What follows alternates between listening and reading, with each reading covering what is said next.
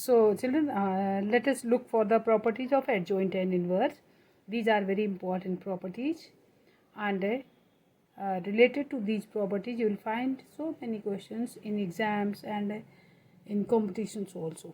So the first is A into adjoint of A is equal to adjoint of A into A is equal to determinant of A into I n.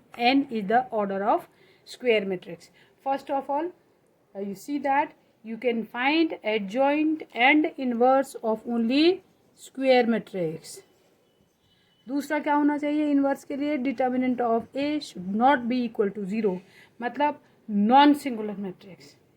Only non-singular matrices are invertible. These are very important properties. Then third is what, AB inverse is equal to B inverse A inverse. Reversible law follow होता है जैसे transpose में होता था. ये सबसे important property है. Determinant of adjoint of A, this is equal to determinant of A raise to the power n minus one. ये यहीं से फाइंड आउट हो जाता है. हम आपको बताते हैं. सी like AB, determinant of AB. What is determinant of AB? Determinant of AB is equal to always determinant of A into determinant of B. This is not in the case of matrix. आप देख लेना matrix में कभी ऐसा मत करना. ये determinant value होती है इसलिए आप इसको कर सकते हैं.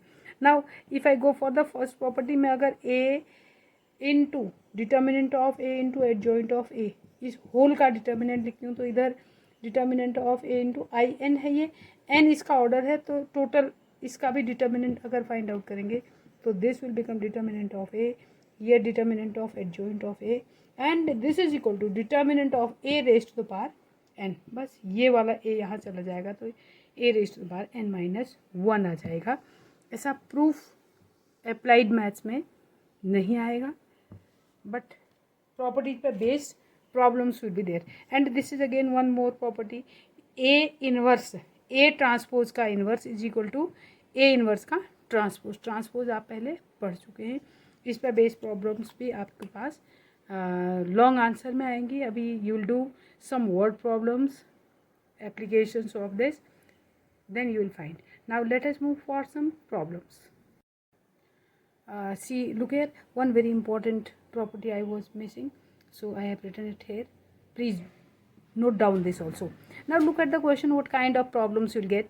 If A is a non-singular matrix of order 3 and determinant of adjoint of A is 225, find determinant of A transpose and determinant of A inverse. This kind of questions are very very important. All right, so please see, look at this. This one I am going to do. You know, I have written adjoint, determinant of adjoint of A is what, determinant of A raised to the power n minus 1. Here what is n? N is 3. This is equal to determinant of A raised to the power 3 minus 1. 225 is equal to determinant of A square. Then determinant of A is equal to plus minus 15. Both you have to write, plus and minus. Now what is determinant of A transpose? Determinant of A transpose is determinant of A. This is again plus minus 15. Your answer is this. And what is determinant of A inverse? This is also very important. This is equal to 1 upon plus minus 15. Plus minus 1 upon 15 you can write.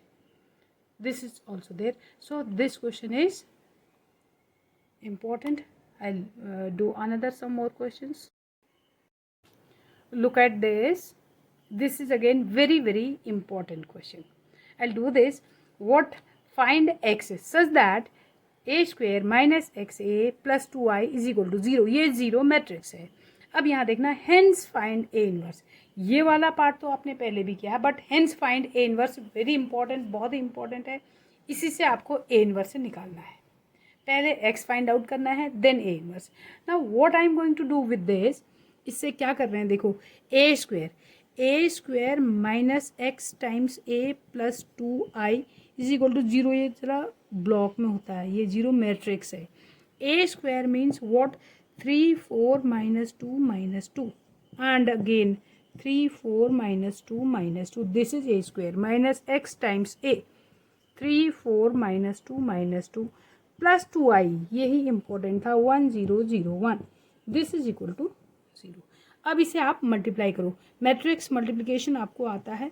Here it is, ये 1 आ गया 9 minus 8, और यहाँ पर -2 है, this will be 4, this is -4।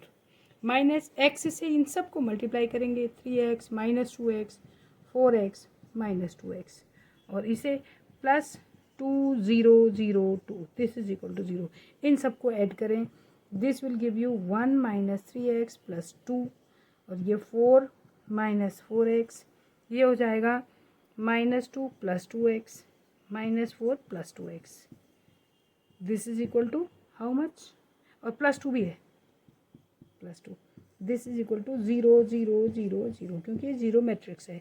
अब आप इसे compare करेंगे तो x इज इक्वल टू 1, ये तो आ गया आपका x इज इक्वल टू 1 हो गया। तो now what will be your equation. अब देखो आपकी इक्वेशन क्या बन जाएगी, क्योंकि इम्पॉर्टेंट पार्ट अब मैं करने जा रही हूँ, ये पार्ट तो आप कर सकते थे। x इज इक्वल टू 1 हो गया, तो आपकी equation a² - a + 2i is equal to 0, ये इक्वेशन बन गई। Now here comes the important part, hence find a inverse वाला जो पार्ट आता है, इस पूरी इक्वेशन को a इनवर्स, एवरी टर्म को a इनवर्स से मल्टीप्लाई कर दो। हम क्या कर रहे हैं, हर टर्म को a इनवर्स से मैंने मल्टीप्लाई कर दिया। देखो LHS along with RHS, then a inverse into a square, this is a inverse into a is in, I2 है ये इसमें, और ये प्लस देखो a इनवर्स 2a इनवर्स रह जाएगा, i के साथ किसी को भी मल्टीप्लाई करो तो i है, i मीन्स 1, और यहाँ 0। तो अब मेरे पास कितना हो जाएगा, देखो 2a inverse is equal to i minus a, i कितना है इस केस में 1 0 0 1, क्यों है, क्योंकि ये 2 ऑर्डर की मैट्रिक्स के साथ हम काम कर रहे हैं, इसलिए i भी उस समय क्या होगा 2 ही होगा। अब इसे सब्ट्रैक्ट करोगे तो ये -2 और ये -4, ये 2, ये 2 से डिवाइड कर दो, a inverse is equal to 1/2 -2 -4 2 2। अब इसे क्या करेंगे, ये मैट्रिक्स है, every term will be divided by 2, her term 2 से डिवाइड होगा, तो ये -1 -2 1 1, this is A inverse. Hence find A inverse वाले पार्ट को हमेशा याद रखना है, इसको ऐसे ही करते हैं, ये नहीं कि अलग से एडजॉइंट और इनवर्स वो निकालेंगे, इसका एडजॉइंट कोफैक्टर निकाल करके नहीं करते हैं, हेंस फाइंड आएगा, तो this is only the method.